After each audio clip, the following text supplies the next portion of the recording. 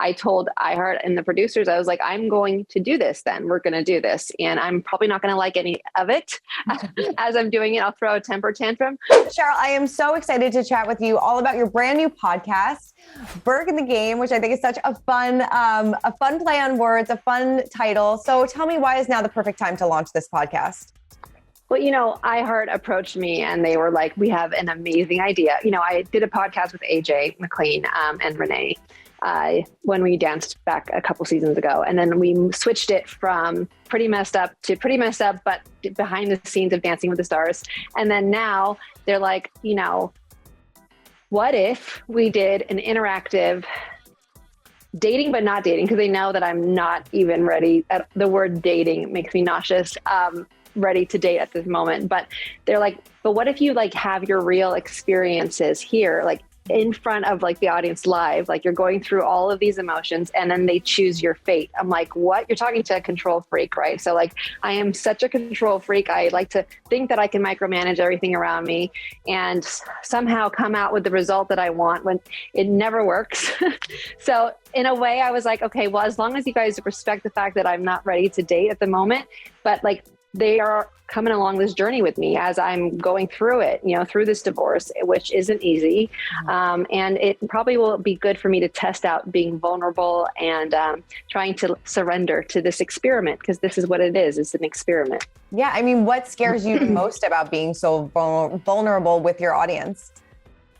Well, it's the control aspect of it. It's I have to literally let them decide, does Cheryl go on a silent retreat versus just a meditation retreat? Will, how long before I can date again? Or, does she need to see a sex therapist, or does she need to freeze her eggs? It's it really is the Truman Show meets the Bachelorette, but podcasting. I love it. It's such a great idea. I mean, when did you feel like, okay, now I'm in the right headspace to do this? Or do you still feel like maybe you're not, and that's kind of why you're doing it? I'm totally not at all, because I've never gone through a divorce, and I've never gone through having to really take a step back. I'm 38 and really having to make big life decisions. 37 was all about, for me, it was all about evolving and staying curious. And I hope to stay curious for the rest of my life. And I feel like 38 is going to be actually putting that into action, which Definitely. Is scary. So. Yeah. No, it is. I mean, happy birthday, by the way. Thank you. Yeah. I mean, what does scare you the most about doing this experiment? And is there anything off limits that you won't try? That's maybe I'm not going to do that. That's not what the deal is, right? No, I am going to really hope to God that the listeners have my best interests at heart, which I'm sure they will. I think everyone is probably waiting to see what this is all about. For the first episode, we have my therapist. So we go right in, we dive deep really quick. And I basically signed my life away. So she was able to divulge it all over the past 8 years of seeing her consistently for, every week, really. And it was interesting to see that perspective, because I am like a hermit, right? I love to stay home. And I've gotten really comfortable being at home. I don't necessarily being sober now. I don't love going out. I don't love big social groups. I have social phobia. I'm an onion whose layers are just going to peel off quickly. And you'll see this, it'll be interesting, because I also don't want to half-ass it either. I'm not going to say I did something and then not do it.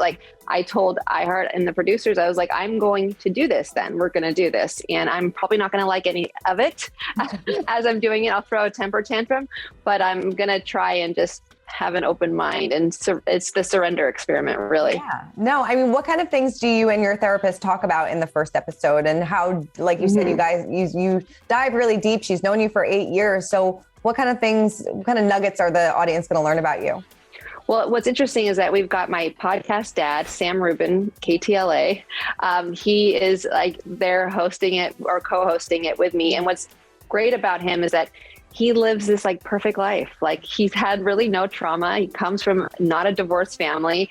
He has had 2 marriages, but he says he's never failed before his first marriage when that didn't work out. And I'm the opposite, the total opposite. So it's interesting to hear his perspective. And he really asks questions to my therapist about is Cheryl ready to date? Mm-hmm. What type of men does she need to like, why is she a bad picker? Or, we get there and we go there and she goes there to the point where like, she like tests me sometimes, and I'm like, wait a sec, wait, I'm like punching her. She doesn't even care. Right. Like, don't say that. Don't say that. Don't say that. Right. And I think in the teaser for the podcast, you say that you kind of point the finger at yourself when it comes to your relationships and why your relationships didn't work out. I mean, do you really feel like all of these failed relationships are your fault in some way? Not 100%, but I do believe that it's never just one person's fault, right? It's not just, oh, it's because of him, everything. No, like whatever, it takes two to tango. And it really is, something that we can't control is the other person. And so I think what people are hopefully hearing is the fact that I'm taking ownership of my side of the street, right? And I want to take full accountability, because there is no point of pointing the finger when I actually can't change that person. It's just a waste of time. And I'm just learning this through therapy. It's a recent discovery for me when it comes to accountability. And I also expect that from people, whether they're, a friend, a partnership, a coworker. Like, accountability is very important for me, at least. Yeah. Yeah. I think it said in the release that some of your exes will be on the show. How do they feel about you talking about? They don't know yet. They don't know yet. I'm sure maybe you gave some a heads up. I mean, how do they feel about you talking about your relationship? Well, I am very respectful about not mentioning names, and this is not a podcast about like the gossip behind my divorce. It is only for me to really express myself and not be edited, and just to basically say, you know what, it sucks. This sucks. And, there's not a day that goes by that I am not upset and that I'm not sad or feel like, I don't want to be around anybody. And I even throw temper tantrums at myself. Like, I am really making a conscious effort to try and feel my feelings, however that means to anybody. But it's been interesting for me because in my journey of feeling feelings, it doesn't necessarily come easy. I'm really good at numbing and I'm really good at being productive. And that is in replace of the alcohol, right? Of my addiction.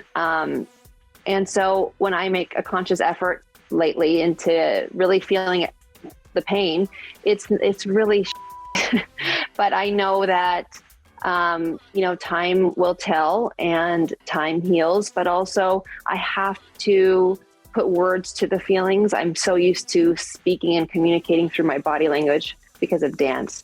Right. And it's important that my main focus and wanting to do this podcast as well is to help other women out there, especially who may feel like they're alone, because it is a death in the family. It is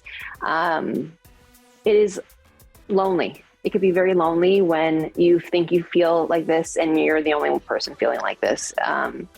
It's not an easy journey. And I think that I'm lucky enough to have a platform like I do to be able to selfishly as well, just have these talks with a camera, whoever's listening.